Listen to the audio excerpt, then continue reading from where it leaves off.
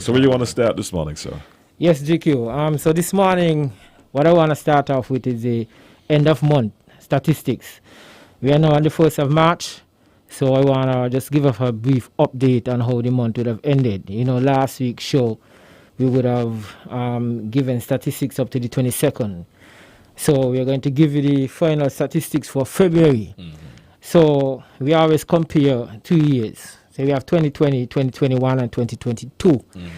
So for 2020, we ended February with 18 fires. And in 2021, we ended February with 31 fires. Wow. And in 2022, we ended, let me don't say fires. Let me say emergency calls because we respond to different, emergencies. Yes. Right. And the breakdown is different. Right. So you had 18, 31, and now in 2022, drum roll. It sounds like a lot of them. We have only responded to 9 reports for February. Wow. So you're gone from 31 to 9. That is a huge decrease. And again, I believe it's because the people are listening. Yeah, I mean, you just don't drop from 31 to and we had a caller last week who said maybe it's because the place still cold. I still want to not believe that's the reason why. While it might be a contributing factor, right?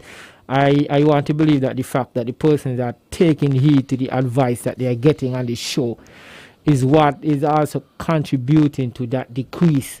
Now we are on the doorstep of the fire season. We are now in March. So this is the month to watch.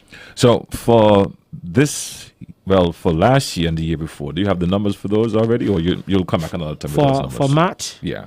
Yeah, I have those figures, but we won't present those yet because March just starts. So we don't really have anything to compare 2022. Okay. We have 2020 and 2021 statistics for March, and those are up there. So we want to see if we could get March to drastically reduced to maybe 9, just like February, or maybe less, or maybe none at all. Okay. So we'll see. But for February, I think we have done well. Our fire prevention drive, it's working. The people are listening, and I am grateful for those who, encourage persons who to not just light fires because they could light fires. And so really want to say thank you to the people of St. Kitts for assisting us in keeping the numbers down for February. We're in the fire season now. So again, like I said, this is the month to watch. So we are all in it together. So let's work together to keep these fires down. I mean, the less fires we have, is less strain on the men, is less strain on the appliances, it is less harmful effects on the ozone and the atmosphere, all that nice things. And so, yeah, JQ, we did good. We did good. Right. So, and I'm glad that you're contributing and recognizing the people. Yeah. Even though we don't know who they are indirectly for helping get that number down. We have to remember the people. Yeah. Or they are the ones who are listening. Yeah.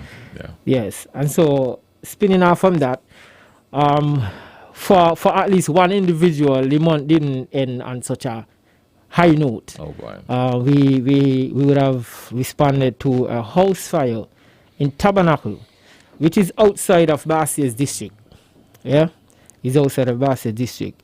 Now, what I want persons to understand, though, the statistics I'm giving you right now is for Bastia.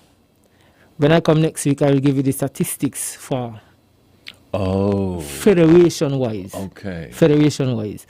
I just gave the statistics just now for Bastia because that is what I have at the moment. Right. But when I come next week, I will give you the statistics for the entire, Federation St. Kitts and Nevis, which would still be low, extremely low in comparison to last year. Okay. So, yeah, yesterday we would have responded to, fire department would have responded to a fire in Tabernacle, which is outside of Bassia's district. I was in the area at the time, and as soon as I got to Tabernacle, the fire bell went down and they got a call, a house fire. So when we got there, Of course, the house, one room of the house, the bedroom, was fully engulfed in flames. And so immediately we went into action, and we was able to confine or keep that fire in that one room. So there was no spread. So only that one bedroom was damaged by fire. The other rooms would have gotten some smoke and maybe some water. Not water damage, because the water was only on the floor. Right. So there wasn't really much water from the damage. And so, yes, we had to respond to that fire.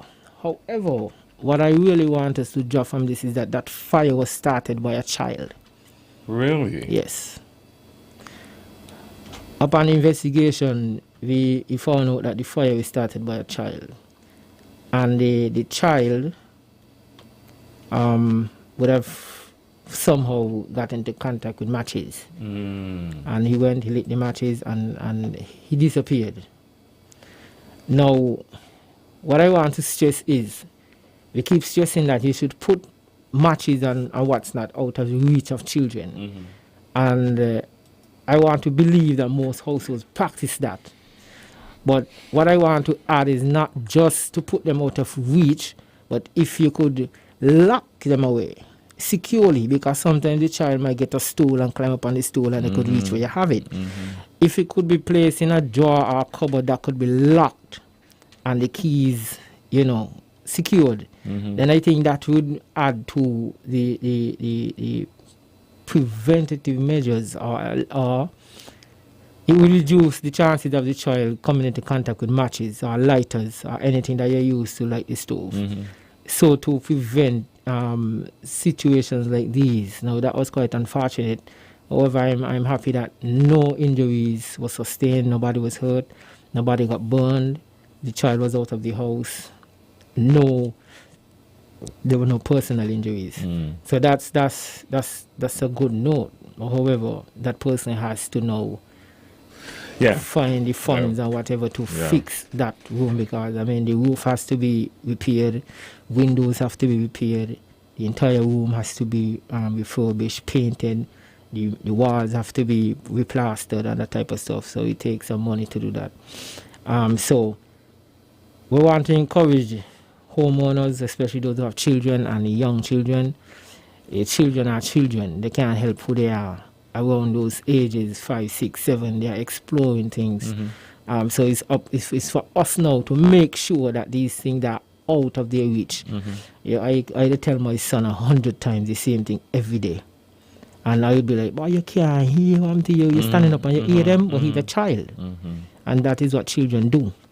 And so we just want to encourage us and those listening, if possible, if you could lock those matches and lighters away so that the child cannot have any kind of access to those items, that would be a great help, not just for fire department, but for you and your property. Well, I have to commend you guys for responding so fast. You stressed the point that it was outside of the Bastille district, which means you had to leave town to go to the Tabernacle area. No, what I mentioned is that I was in the area. Oh, you were in the area? No, the unit in town did not respond. I was in Tabernacle. Oh. I was in Tabernacle. So I responded with the Tabernacle unit. Okay. Right, so the Tabernacle unit, that's their district, so they responded to that fire in Tabernacle. Okay. Right, so I am talking about it because of what I experienced and from the information gathered how the fire was started. So I just thought I would talk about this on this show so persons understand how important it is to make sure that these items are properly stored and secured. Yeah, but the fire was knocked down in quick time. The Tabernacle unit, they responded in quick time. I mean, the house was just around the corner from the station, but they responded in very good time, and we were able to knock it out in good time. And so prevent the spread of the whole house being burned down. Right, and exposure protection as well, because you have houses that were close. If we had not handled that properly, then that whole house could have been engulfed in flames, and then the neighboring houses could have been caught. So it's a lot of things to take into consideration. Yeah, but I think those guys did a really good job. Indeed. Oh, by the way, the lines are open, 465-2555, that's 2555. And for those of you who are overseas, 718-577-2916. I'll let you continue your presentation. Yeah. Point it just in case. Yeah. Okay, so. Well, we have a caller. Yeah, We have a caller. Good morning. You're live. Well, Hey, Well, Well, I got it. I have to put the president and you to go help. No. I can get it right. Yeah, I'm here listening to the show, and I'm always pleased with your presentation. Always. You know what I mean? And I'm glad that you emphasize what happened. It's unfortunate, sorry, that it had to happen. And I'm glad that you emphasize on children. Because, sometimes we as parents, we sometimes tend not to realize children will be children. Yes. Sometimes we get so caught up because we have grown and we have become adults. Yep. And it's certain things that children do. We went to that stage. Mm-hmm. But the thing about it is the times have changed. So you have to educate and do things, in relation to preventing and those kind of things. Right, so I'm glad you brought up that, and I just pray and hope that a lot of parents are listening and follow that trend, because that can go a long, long way and it can save life. And I'm glad the Tabernacle were able to respond. Right, it yes. cause more damage to other persons around. Thank you very much. Have Yes, a good sir. day, gentlemen. Yeah, man. All You right, too. thank You too. All right. Say good morning to New York City, the Bronx area, in tune this morning with us. Thanks for being in tune. Yes, you're going to continue your presentation. Yes, so we're not off of fire topics, but we're going to shift a little bit. We're going to talk about something that is just as important as properly responding to a fire call. And we just want to, for a brief moment, speak about code of ethics as it relates to firefighters. Now, there's an international firefighter code of ethics that was developed by the National Society of Executive Fire Officers. And they realized that there was a need to develop a document such as this to somewhat guide fire officers, especially young fire officers, to try to keep them in line, and so that they understand that this is not just a regular job that you could just operate any old how. The first of all, the background, the fire service is a noble calling. We always say that it's a noble calling, one which is founded on mutual respect and trust between firefighters and the citizens that we serve. So you see, to ensure continuing integrity of the fire services, the highest standards of ethical conduct must be maintained at all times. Now we are basically we are now somehow starting to adopt different practices from different cultures. We watch a lot of TV and we see people do things this way, and we want to do the same thing. And for me, I grew up with a grandmother, so I kind of old school even though young. Certain things, it just doesn't make any sense. You work in a particular organization, you're expected to look a certain way. You're expected to act and walk and speak a certain way. You can't be the same. It can't be the same. So, developed in response to the publication of the Fire Services Reputation Management White Paper, the purpose of this National Firefighter Code of Ethics is to establish criteria that encourage fire service personnel to promote a culture of ethical integrity and high standards of professionalism in our field. The broad scope of this recommended code of ethics is intended to mitigate and negate situations that may result in embarrassment and warning of public support for what has historically been a high respected profession. We have now persons that just don't understand what firefighting is. And one of the things about firefighting is we cannot function properly, or we cannot be efficient without public support. So there's no way you could just feel like the public support is not important, because one of the things is that we try to maintain is a positive public perceptive.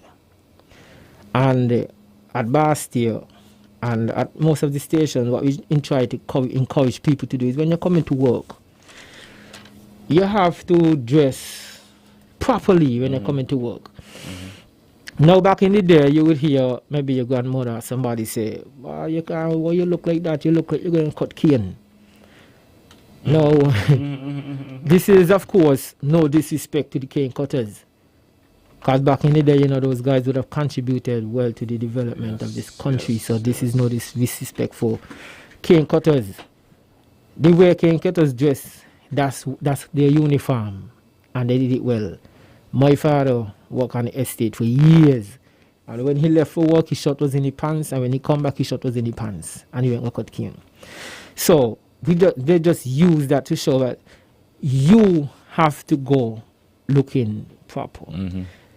When a lot of persons on the street, they don't know me by name. Some persons don't even know me. But because of the way you carry yourself, they will say officer. They know me in the first time, they say, "Officer, you're good." Officer, fireman. Because of the way you carry yourself, they figure you had to be somebody in some kind of disciplinary organization. And persons feel like, oh, well, nobody can tell me what to do. But if you work for fire department or you work for police or if you're a military man or whatever, you cannot just operate any old how. Because it does not only negatively affect the organization, it affects you personally as well. And they're not going to say, "Oh, woman look like a vagabond across the road in the fire department uniform." They're going to say, "But fire department got some vagabonds." So even the good ones getting a bad rep because of me. Right? So some of the I might not be able to point out all, but I will just pick out maybe one or two. Now, the first point, now firefighters, we need to understand that we have a responsibility to conduct, and not just firefighters, anybody who work and they represent an organization, we have a responsibility to conduct ourselves in a manner that reflects proper ethical behavior and integrity. In so doing, it will help foster continuing positive public perception, see right there, of the fire services or police or army or whoever. So, we are always to conduct ourselves on or off duty in a manner that reflects positively on ourselves, our department, and the fire services in general. Bullet point number one. You cannot just go and operate any. It doesn't matter what you say. All time things change and I can't deal with it. And we need to understand that as long as you work here, you are guided by the policies here. So whether you're on or off, you're representing here. So you have to govern yourself accordingly. Yeah? Avoid situations that would have adversely affect the credibility or public perception of the fire service profession. Conduct, and this is a big one for me, conduct your personal affairs in a manner that does not improperly influence the performance of your duties or bring discredit to the organization. I think this might be the biggest one for me. Because people feel like when they're off and they're on the personal time, whatever they do, it should not affect where they work. Indeed. It can't happen. Hold on, let's take this call. Okay, we lost that. You can always call back. But I totally agree with you. Not just the fire department, organizations on a whole. Organizations on a whole, Yeah. especially when you hold high positions. You have to conduct your personal affairs properly, in a respectful manner. Persons know who you are. They might not know you by name, but they know that you is the head of fire, you is the head of police, Yep. you is the head of army. So I expect a certain type of behavior from you. Thanks for the reminder, everybody. I need to pull up my socks myself. Good morning. Good morning. You're live. Yes, morning. Yes, man. Yeah, man. Yeah. Okay, we know the culture has been shifting a bit when it comes to discipline within the organization. But what you have to instill in those officers, right? Having put on that uniform, once they go out in public, whatsoever they do, they're doing on behalf of the fire chief and the organization. They have to keep that to the back of their head. The other thing, they have to be knowledgeable of the organization and also knowledgeable of their surroundings, that's or wheresoever they are. Because as long as you have on that uniform and a stranger walk up to you, they ask you a question, they expect you to know. So these are things that you have to inculcate and keep reminding them of. Also, in general, their deportment. We speak a bit about it. Their deportment, the way they dress in their uniform, the way they carry themselves, the way they conduct themselves in public, ought to also be reminded on a daily basis and instill. That's all I'll say for now. All right, man. Thanks for Yeah, sharing. yes. Thank you. Let's take this next call. Hi, good morning. Yes, good morning. You're live. All right, well, go ahead. I'm not sure if they are hearing us or not, but go ahead. Okay. Yeah, so as like I was saying, we have to be careful, especially those of us in high positions. We have to be careful. As I was saying, persons expect a particular behavior from us, a particular way of carrying ourselves. So we cannot just take that for granted. People are looking at us. Indeed. Yeah. Let's try this call again. Let's see if it's connect this time. Hey, good morning. Hello, good morning, GQ. Yes, good morning. Thanks for recognizing me. This is Dumpling and Jam Dum, brother. I'm living in the Bronx, New York. Thanks for my recognition. You're most welcome, yeah. man. My question is the fireman talking? He's a high-ranking officer in the fire department? Yeah. Yes, he is. Okay, ask him if he know the biggest fire ever in St. Kitts. He can hear you. I'll let them answer himself. Okay, the biggest one that I can remember, and that was long before I joined the fire services, that is the one down at Kui. That's the biggest one I can remember. That was when I was a little boy living at the village. I saw the smoke from up the village and I went down. When I went down, there was fire hoses all over the place, fire blazing. It was a crazy scene. But that's the biggest one I can remember. I've seen others like those nursing homes. I think he had one on the eastern side of the village school playing field and one on the south side. Two big wooden white buildings. I remember too when one of those was on fire. But those would be the biggest ones that I could remember. Well, I believe the biggest one when I was a boy was John Gum's Lumberyard. Oh, right. Next to the Bank of Canada, and the custom building. Yeah, that's fire burned for 24 hours. That's on the opposite side of the post office. Yeah, John Gum's Lumberyard. Yes. Because I'm a lot older than you. I'm 75 years old. Right, that's long before I born. and the firemen they had to get water from the sea. Yeah. The fire hydrant went dry literally. Wow. I mean the whole lumberyard burned down. And the lumberyard go all the way from the Bank of Canada up to Hartford building where Emporium and them used to be. Yes, wow. Man, I've never seen that. We were like fireworks going on. And all the paint them was exploding, Wow, yeah. That must have been a crazy scene. Even a lot of civilians. I don't know if you remember a guy they called Moonlight. No. He was not an official fireman, but every time they got fire, he always go and help out. Okay. No, I don't remember him. I don't know him. Yeah. That's when the fire department was right there by the square. Yeah, by the Grand Court. By the courthouse, yes. before they move up to Ponce Pasture. Right. Okay, GQ, thank you for recognizing me from the Bronx. I want you every morning, every time your show come on. Thank you for your support, big man. Yeah, thank you for that little history. Yeah. Back into history. Yes. So at least the next time someone asks you that question, you can speak about what you know. Yeah. Well, we'll have to wrap it up. Yeah, for sure. Yes. So next week we could probably continue, but of course, as usual, we want to thank the public, for your support.